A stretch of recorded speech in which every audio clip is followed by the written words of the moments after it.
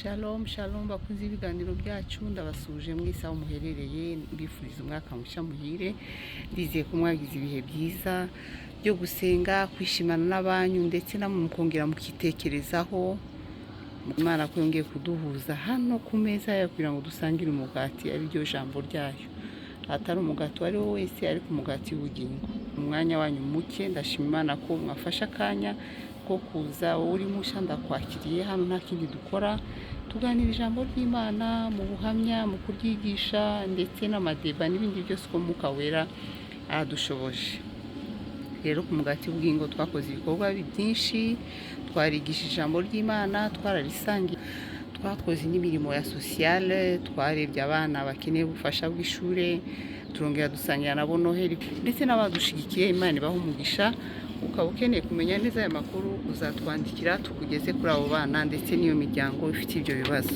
amena yego nko natangiye kubibabwira kuza kuri kamera bisaba umwanya kwitegura kureba ndayishirahe ariko navuze icyangombwa nuko ntanga message ndi ku mutima rero murakoze ndizera ko twibufashirizwe hamwe rero iyo ari umwaka mushya utangiye umuntu aribaza nk'umukristo ese byagenze gute niki nakora muri uyu mwaka ese niteze iki amena ariko ijambo ry'Imana riratubwira tubanje kureba umwaka ushize 2023 iyo umuntu afashe umwanya akiyevaliwa hari ibintu biba byaragenze neza cyane akabishimira Imana ariko hari n'ibindi biba byaramuruhije bitagenze neza cyangwa gitegerejeho igisubizo kiza n'uyu munota ariko ijambo ryaratubwiye mu Abafiripi 3:13 haravuga ngo bene data sinibwira yuko maze gufata ariko kimwe cyo nibagira ibiri inyuma ngasingira ibiri imbere wavuze aya magambo ni Paulo yahuye n'ibintu byinshi yari umuntu mwiza afite ubushobozi bwose ariko Kristo rimwe aramufata ariko hano yaratubwiye ngo sinibaza yuko maze gufata neza icyo Kristo yamfatiye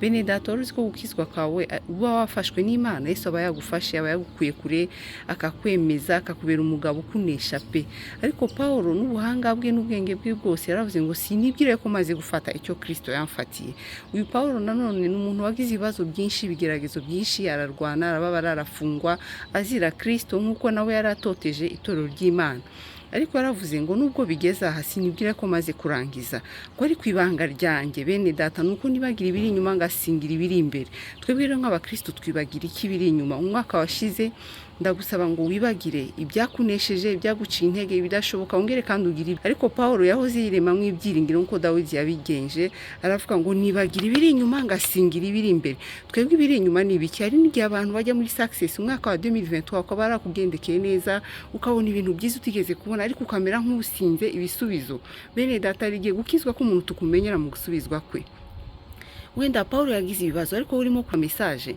ushobora kuba warasubijwe cyane none ukibagira Imana bikakwibagiza aho yagukuye ijambo ryaratubwiye mu byaheshuwe ngo urukundo rwawe rwa mbere ndakunenga ko warwibagiwe Imana rero ifuza yuko wibagira ibyo byagusindishije ibyo bisubizo byatumye ubundi muntu utakaza ubwiza bw'Imana utakaza icyerekezo cy'Imana utangira ku wundi muntu ngo nibagira ibiri inyuma ngasingira ibiri imbere kuri wewe na ahantu uri kugana mu ijuru ni ibyiringiro no gufasha abantu no gukora ijambo ry'Imana no gushakisha Imana emera kandi ongere kandi ubisingire wibagire ibyo wakoze wibagire ibitagenze neza wibagire ibiri kugusindisha bituma uryama utakijya gusenga utagikunda Imana wibagire ibiri inyuma usingire ibiri imbere hanyuma nawe wababaye nta kindi kigomba kugukomeza mu gutangira uyu mwaka mu kwezi kwa mbere kwa 2024 sinza urebe buno butumwa ariko Imana irashaka ko wibagira ibiri inyuma usingire ibiri imbere twe rero ntabwo tubisingiza ubwenge ntitubisimbukiraho dukoresheje amaheri n'izindi nzira z'abantu batizera ariko twe twizera Imana tugasenga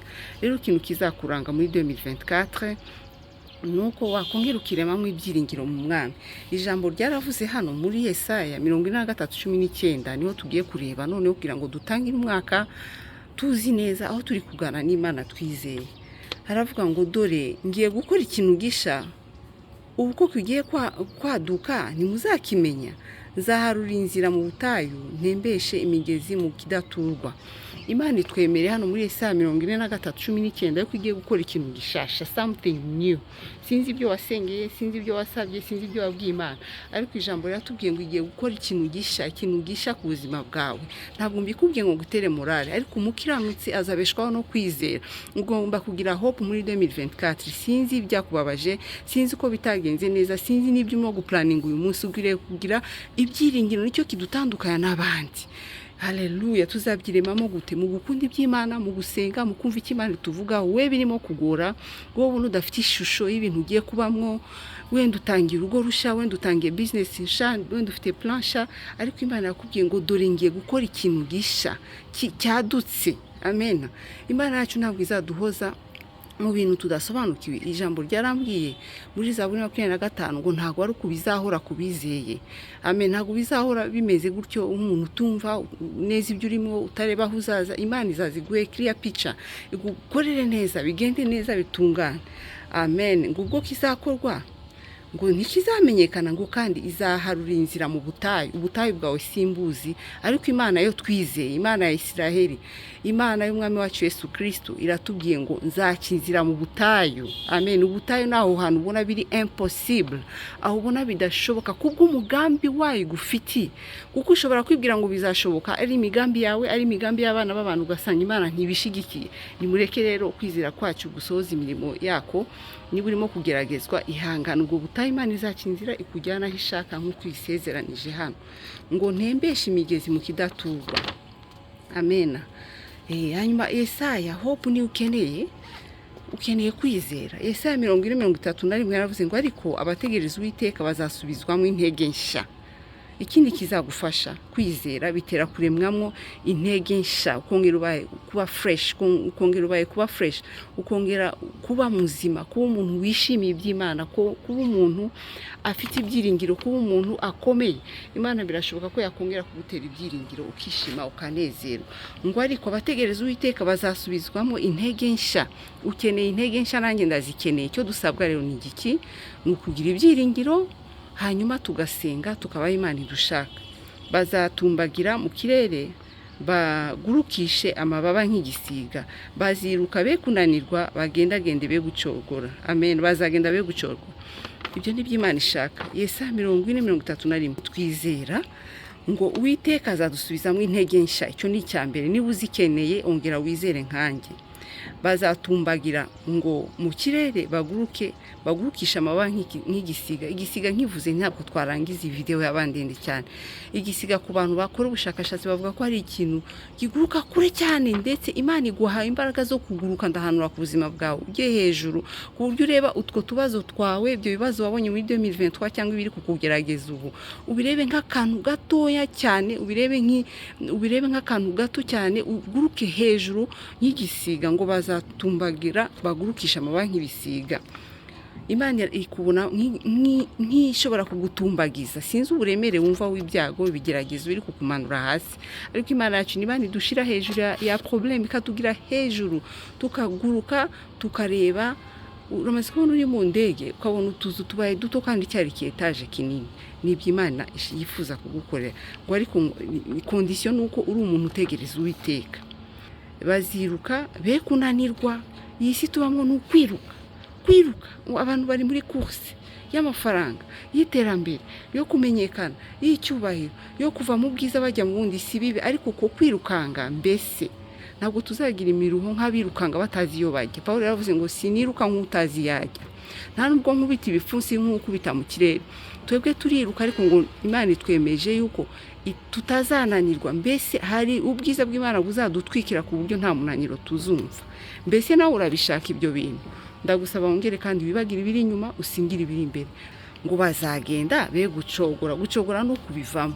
Sinzi urugendo urimo kugendamo, n'abari urugendo rwo gukora icyo Imana igusaba.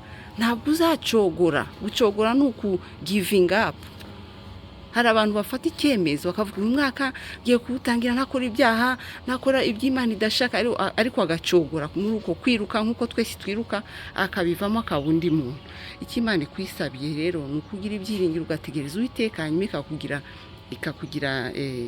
ikagutumbagiza mu kirere n'amababa y'igisiga. Hanyuma uneshe, hanyuma ugende udacogora, hanyuma we kunanirwa. Imana iduhana umugisha, ndizeye ko tuzabona ubwiza bw'Imana nidukora ibyidusaba. Reka dusenge. Hanyuma nawe uze gufata umwanya usubiremo aya maverse uyasome, ndayandika hano hasi kuri video yacu, ariko nawe ubifatire umwanya usaba Imana iguhe kwibagira ibyagutsinze, ibyagusindishije bigatuma wibagira. Abisirayeli bamaze gutsinda, sinzi niba ari Joshua yababwiye ngo nimureke gukomeza, mbega mwishimira intsinzi mwabonye, ariko mureke dukomeze. Yesu ashimwe. Yaba ari wowe ubabaye, yaba ari wowe wabonye intsinzi, Imana irashaka gukomeza ugira ibyiringiro muri. Reka nturarangiza, ntabwo ugomba gucogora. Uzagera mu ijuru ufite igitsibo, ufite ubutsinzi, ufite kunesha wabonye n'Imana, kuko si kubw'imbaraga zawe, si kubw'ubushobozi bwawe, ni kubw'Umwuka wera. Ibyo dufite byose ni iby'Imana, n'ibyo tuzagira byose ni ibyayo. Rero igomba kubiherebwamo icyubahiro. Ubuhamya bwacu cyangwa se ibyo tugeraho biva ku Mana. Niyo mpamvu tudakwiriye kwirata imbaraga zacu cyangwa gukora kwacu. Reka dusenge. Uwiteka Imana yacu, ndagushimiye ko ngiye kuvuga ijambo ryawe hano kuri aya meza. Ndagutumiye abo watumye nawe uzatumira, izina ryawe ryubahwe. Tugushimiye umwaka wa 2023 warakoze kuduha guserebra tukishima, ariko twongeye kwibuka ibyatunaniye Imana, twacika intege, twongeye kwibuka ibyiza twabonye, twishimiye, byatwibagiza aho wadukuye cyangwa se icyo dushakaho. Ndasaba Mwami, ibino bice by'abantu babiri ubagenderere, ubagire neza, ubaremwe mu ibyiringiro, kandi Imana ureme ikintu gisha kubababaye, abarushe ndetse nabibaza ko babonye ibyiza, waho ubwiza kuruta ubwo babonye, kugira ngo izina ryawe rikomeze rihabwe icyubahiro.